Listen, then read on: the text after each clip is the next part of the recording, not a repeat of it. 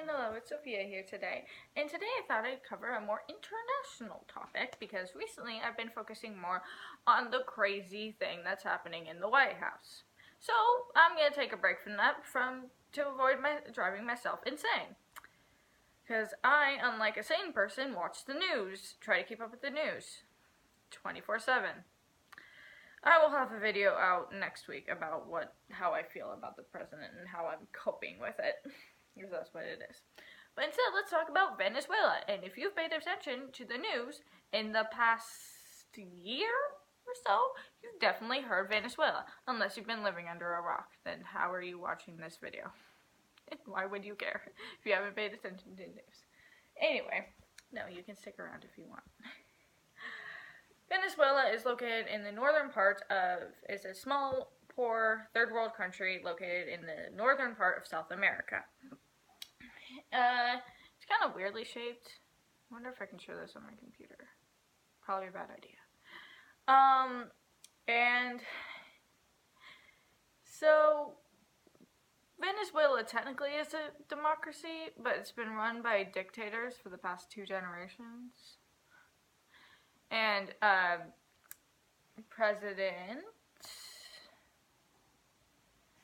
it depends who you think is. So Nicolas Maduro is technically, well, it actually depends on who you ask who the president of Venezuela is. If you ask America and almost every other country in the world, they'll say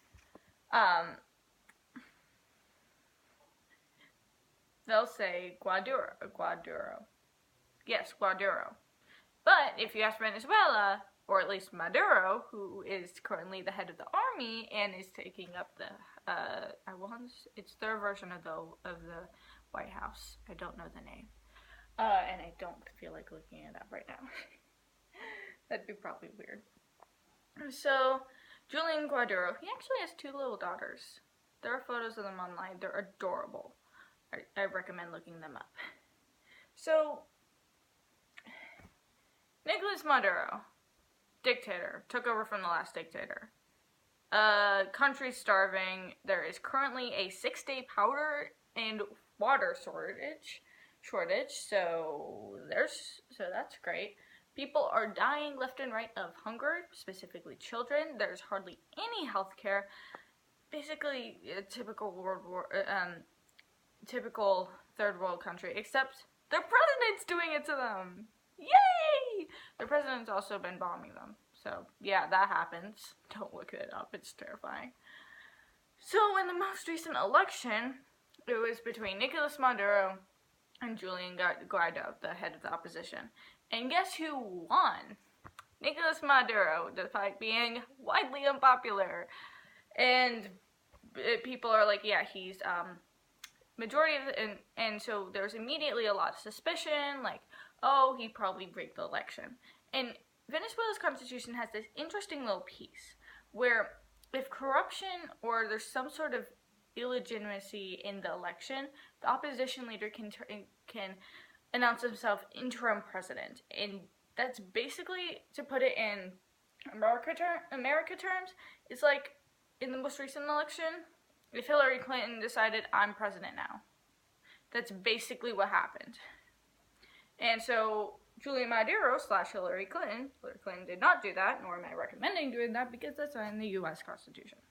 I'm not condoning trying to declare yourself president. Please don't take this that wrong way. Julian Guaido decided that he's the president, and this was actually, people were like, oh, originally, like, the first minute after it, they were like, okay, this is the standard, this is like, wow, that's crazy, but no one's gonna support him. 11 minutes later, a video was released of Mike Pence saying, we as America acknowledge Julian Guaido as president. I don't support Pence or Trump, but I support Guaido because he actually cares about the people, unlike Nicolas Maduro, who is literally starving his own people and killing them. I ask you, who do you agree with? So they're a giant mess. And so a bunch of other countries believe it. Almost a lot of different countries acknowledge Julian Guaido. And so immediately after, Nicolas Maduro is like, wait, who's this person? no, you're not president. And because the U.S. backs you, I'm going to ask all U.S., everyone in the U.S. embassy to leave. And then America's like, I don't care. You're not the president. We're keeping our people here. So that's what happened. And then, immediately day after, they were like, wait a second, this is probably a bad idea. Nicolas Maduro controls the army. Oh yeah, I forgot to mention. The generals are going to eventually figure this out. The high generals of the army are the ones that really control who's president and therefore control the country. So most generals support Maduro right now, but a few support Guaido. So that's how probably it's going to end, with the generals turning to Guaido, or someone killing one of them. That's what generally happens in corrupt third world countries. So that's probably how it's going to end. Two different options there. And immediately like 24 hours later, the next day, America was like, wait a second, is this a bad idea? Because he controls the army can attack. Is this dangerous? Then they're like, okay, all non-essential people in the embassy, you can come back. But everyone else who's essential, you stay there. And we're gonna keep diplomatic relations with Guaido, not Maduro. Man, these Spanish names sound similar. I do not mean to be offensive, but I probably slipped up at least once in this video, or am going to. So, that's what happened. And now, what just happened is they were like, okay, we're gonna completely withdraw. We're completely withdrawing because we don't want to put our ambassadors at the risk of their life. So, yeah, that's what's going on in Venezuela. Along with that was 6-day food and there's already been a food outage. A 6-day long power and water shortage. Even the U.S. embassy is not cut off with power, so they can't communicate with the U.S. because everything relies on electricity right now. So, hope for everyone in Venezuela that they don't survive. That they do survive.